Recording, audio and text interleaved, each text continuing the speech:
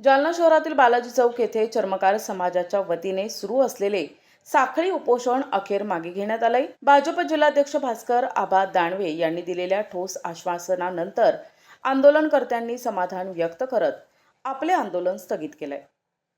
जालन्यातील बालाजी महाराज चौक या चौकाचे नामकरण बदलून जगद्गुरू संत रोहिदास महाराज यांच्या नावाने करण्याची मागणी करत 15 एप्रिल पासून हे आंदोलन सुरू होते।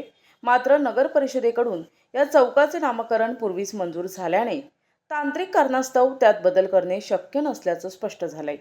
दरम्यान भाजप महानगर जिल्हाध्यक्ष भास्कर आबा दानवे यांनी उपोषणस्थळी भेट देऊन आंदोलनकर्त्यांशी सविस्तर चर्चा केली।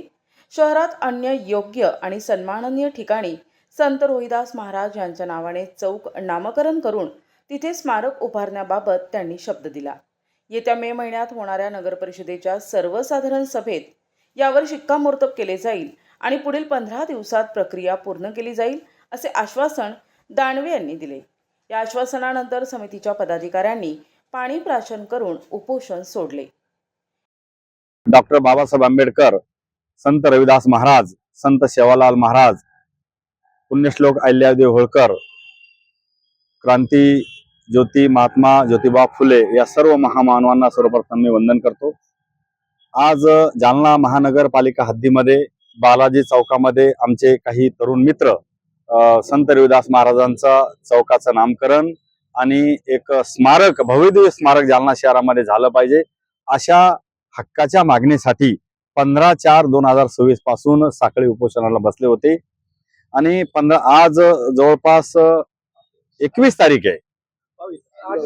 8 दिवस पूर्ण झाले साखळी उपोषण करून आणि म्हणून या तरुण बांधवांनी सर्व समाज बांधवांचं आणि जालनेकरांचं लक्ष त्यांच्याकडे वेधलं होतं आणि त्यांची हक्काची मागणी होती की आमचं संत रविदास महाराजांची जयंती मोठ्या प्रमाणामध्ये जालना शहरामध्ये दरवर्षी साजरी होत असते, परंतु आम्हाला आमची मुलं, आमचे विद्यार्थी घराच्या बाहेर पडल्याच्या नंतर त्यांना छत्रपती शिवाजी महाराज दिसतात, त्यांना डॉक्टर बाबासाहेब आंबेडकर दिसतात, त्यांना महात्मा ज्योतिबा फुले दिसतात, त्यांना पुण्यश्लोक अहिल्यादेवी होळकर दिसतात, हे सर्वांचे महामानवांचे पुतळे दिसतात, परंतु संत रविदास महाराजांचा पुतळा आमच्या मुलाबाळांना दिसत नाही आणि म्हणून त्यांचे विचार भविष्य काळात पुढच्या पिढीला घेऊन जाण्यासाठी आमची हक्काची मागणी आहे आणि ती मागणी ही पूर्ण झाली पाहिजे।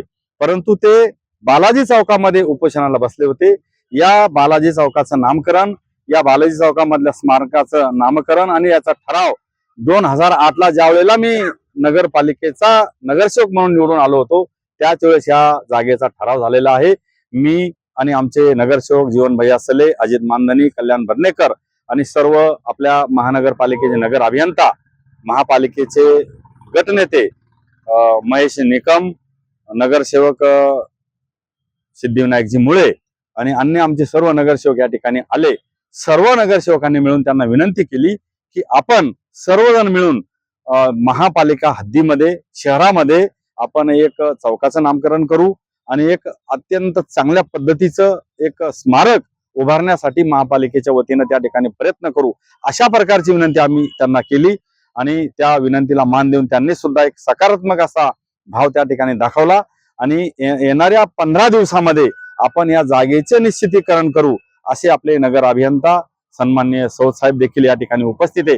त्यांनी देखील सांगितलं की जनरल बॉडीमध्ये अशा गोष्टीचा ठराव घ्यावा लागतो आणि निश्चितपणानं या ठिकाणच्या जालना महापालिका हद्दीमध्ये चांगल्या जागेवर या संपूर्ण एक स्मारक समिती या ठिकाणी ते तयार करणार आहे। स्मारक समितीला दाखवून ती जागा दाखवल्याच्या नंतर आपण महापालिकेमध्ये रितसर अशा पद्धतीचा ठराव घेऊ आणि आपल्या राज्याचे लोकप्रिय मुख्यमंत्री देवेंद्रजी फडणवीस साहेब यांना साकडं घालू, यांच्याकडे आपण निवेदन देऊ की आमच्या या 4 लाख लोकसंख्या असलेल्या शहरामध्ये संत रविदास महाराजांचं भव्यदिव्य स्मारक झालं पाहिजे। अशा प्रकारचं पत्रव्यवहार करून त्यांचा एंडोर्समेंट घेऊन आम्हाला लवकरात लवकर यासाठी निधी प्राप्त करून द्यावा अशा प्रकारची विनंती आपण त्या ठिकाणी करणार आहोत।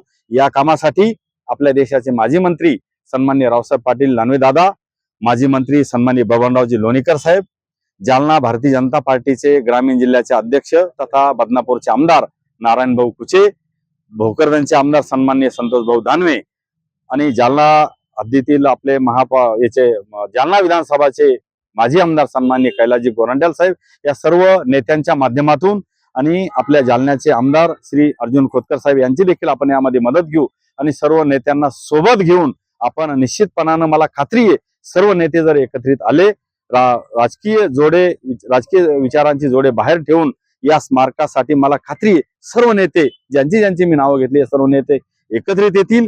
मोठ्या प्रमाणात आपल्याला निधी मिळेल. NTV news Marathi, Jalna.